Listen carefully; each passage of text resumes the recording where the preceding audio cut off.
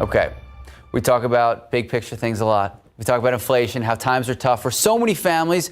And for you out there watching, you've probably heard us reference the Federal Reserve. We know they use interest rates to help fight inflation. So to help break down what is happening, he is already on the screen, Mannik Dhillon with Victory Capital. So Mannik, just to start us off, what is the exact purpose of the Fed raising interest rates? So first of all, thanks for having me today. Well, one of the things that we're trying to do is cool down the economy. And why were they doing that? They were doing it to get inflation back in control.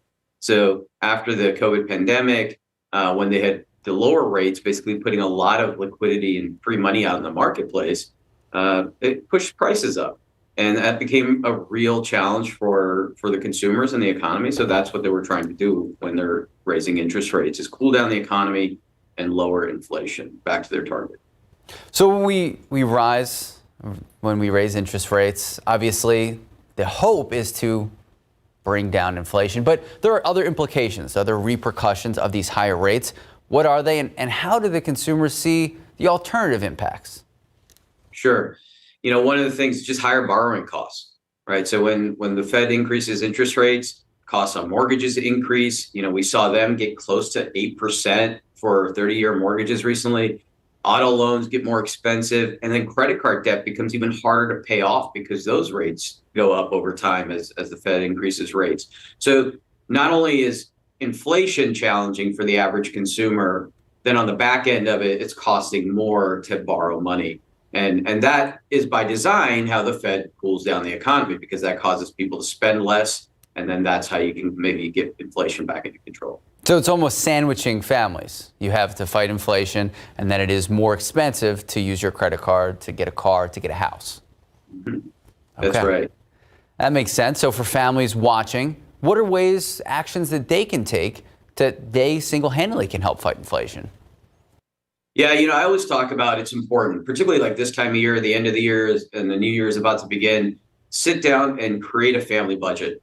It's so important to know and to have a plan on where you're going to spend your money and where money's coming in, especially when the cost of goods is going up. So your groceries are costing more, any other clothing's costing more. Everything you think about is costing more than it did probably a couple of years ago.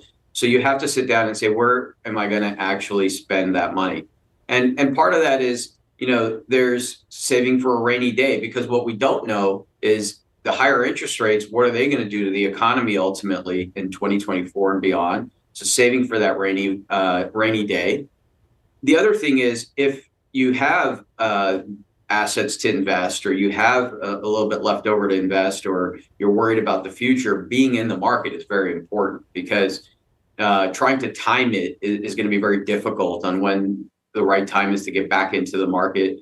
And then other things like ancillary things like, college tuition is impacted by inflation.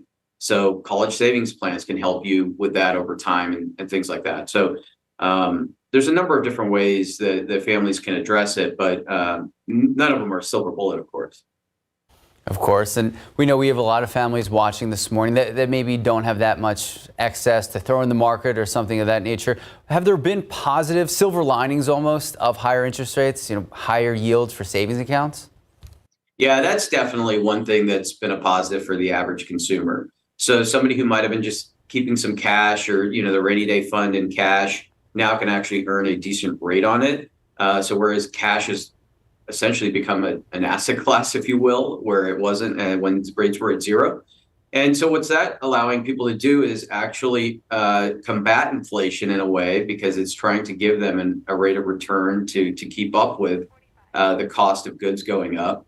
But at some point, that'll have to change, and that's not sustainable. So then they need to start thinking about, what do I do with that? Do I start to go into some fixed income a little bit? Do I start to, put it away in stocks and things like that? But they have to think about that going forward. Okay, you kind of alluded to it. 2024, obviously 2023 has been difficult to anticipate with all the ups and downs of the Fed. So what is your outlook for next year? One of the things I think investors, or just the average consumer can expect is, this year's been a real volatile one for interest rates themselves. People trying to guess what the Fed is going to do. Are they done raising rates? Are they going to cut rates? And so I think that'll continue into 2024, where we'll see if, they how many times they cut rates, how much they cut rates by, but that's going to have a big impact as the market tries to predict that, if you will. The other thing is there's a lot of variables that are probably going to come up in 2024 that'll create some volatility too. Like there's an election, there could be geopolitical conflicts. And so I think the best thing to do in that environment is to be diversified, right? Don't have all your eggs in one basket. You want to have a diversified portfolio if you are investing in the market. All right, good advice. Mannik Dhillon with Victory Capital, thank you so much for joining us this morning. And for anyone who missed any of the interview or wants to go back, watch it, take some notes, figure out what you're going to do. You're going to have it on ksat.com throughout the morning. Keep up to date with all of San Antonio's top news, weather, and so much more by clicking the like and subscribe buttons below. And once again, thanks for watching KSAT.